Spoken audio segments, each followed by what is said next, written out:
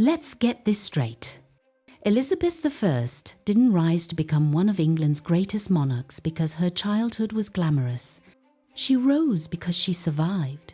Survived a court that whispered she was cursed. Survived growing up with the man who killed her mother. Survived a palace where every smile hid a knife. Because life under Henry VIII wasn't just dangerous. It was a slow-motion horror movie. And Elizabeth was the child standing in the splash zone. But before we dive deeper, do you think a girl who grew up next to a king who executed wives for sport could ever feel safe? Let's find out. Elizabeth's story starts with a lie. The lie that she was supposed to be a boy. What? A girl? It must be a boy! Anne Boleyn had promised Henry VIII an heir. But when Elizabeth was born, Henry didn't even pick her up. He walked away, and from day one, the court whispered, "She looks too much like her mother. That's dangerous." Because Anne Boleyn wasn't just executed, she was erased. Her portraits removed, her emblems smashed, her name spoken only when someone wanted to lower their voice and gossip. There's a chilling rumor that Henry once said little Elizabeth had her mother's eyes, and then didn't speak for the rest of the day. People said that grief looked like hatred on his face. Others said it looked like fear. Fear that Elizabeth would grow up to be another Anne. And in a way, she did. When your father kills your mother, how do you even learn to trust anyone? Do you think Elizabeth ever slept without fear? Because honestly, I doubt it. Elizabeth grew up watching Henry's wives come and go like seasons. Wife #3 died in childbirth. Wife #4 was annulled after Henry took one look at her. Wife #5 was beheaded for treasonous flirting. And wife #6 barely survived him. Imagine being a child, and all 6 of your stepmothers either die, get discarded, or get killed.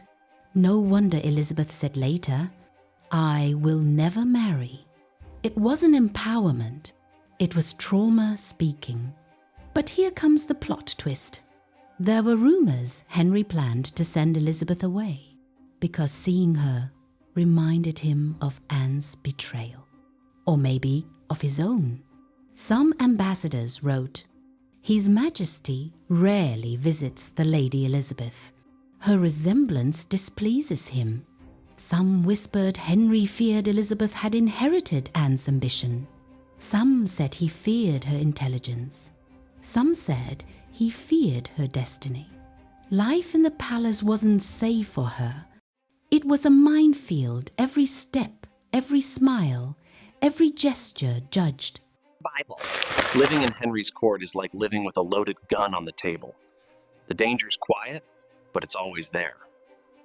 Let me ask you, would you survive a childhood like that?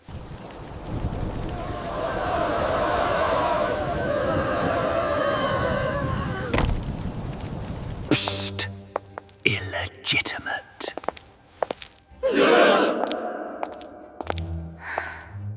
Her Majesty demanded his execution.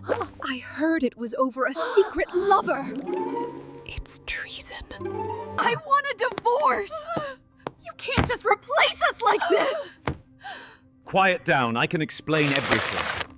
When Elizabeth was 8, she was officially declared a bastard. Yes, that was her legal status. And the court wasted no time. Courtiers mocked her. Clergy whispered she was born of witchcraft. Some even called her Anne's cursed child.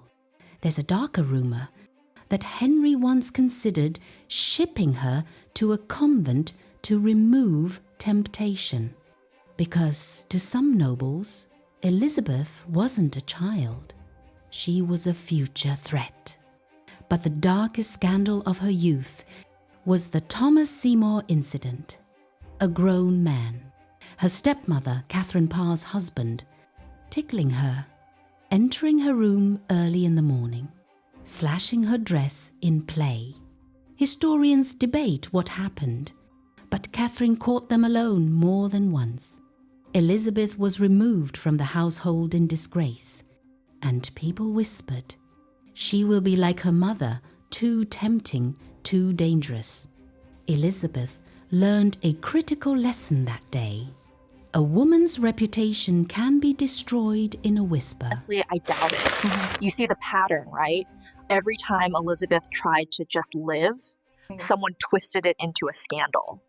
So tell me, is that paranoia or survival? Oh dear, where will it land this time? Marriage, execution, marriage, execution!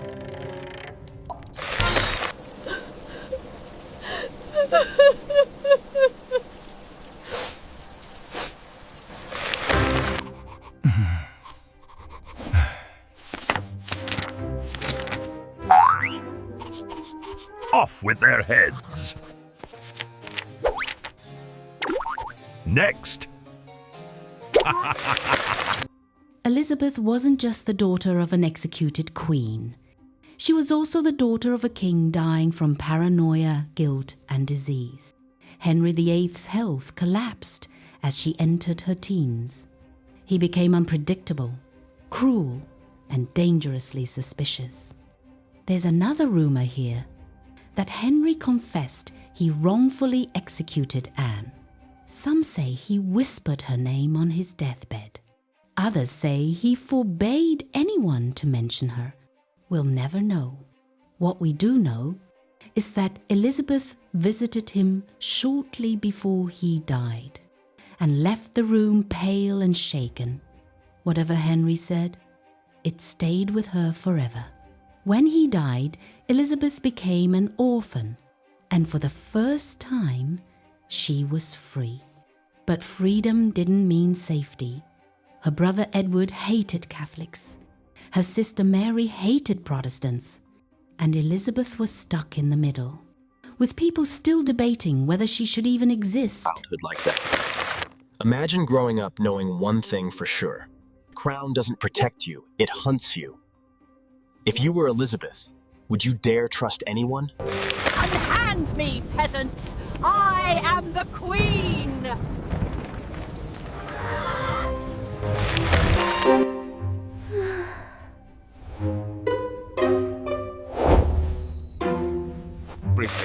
Treason!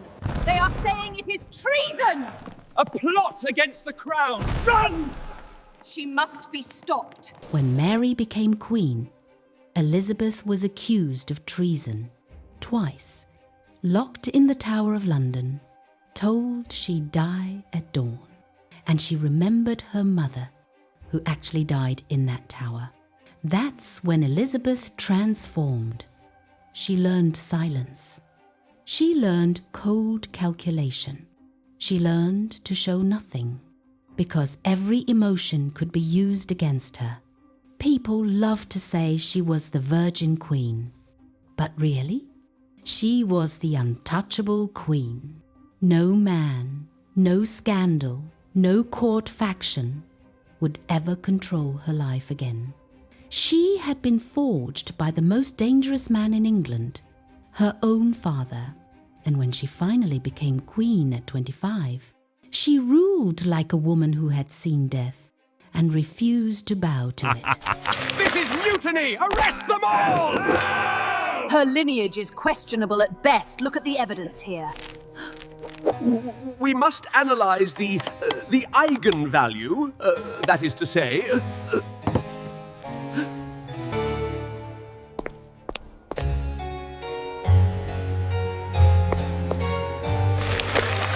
Elizabeth I didn't escape her trauma. She weaponized it. Her childhood wasn't a tragedy. It was training. And everything she later became, the diplomat, the strategist, the legend, was born from surviving the monster who raised her. Do you think she forgave Henry VIII? Or did she rule every day to prove she'd never become him? Let me know what you think. And if you want the story of her mother, Anne Boleyn, and why her execution still haunts England. Say the word.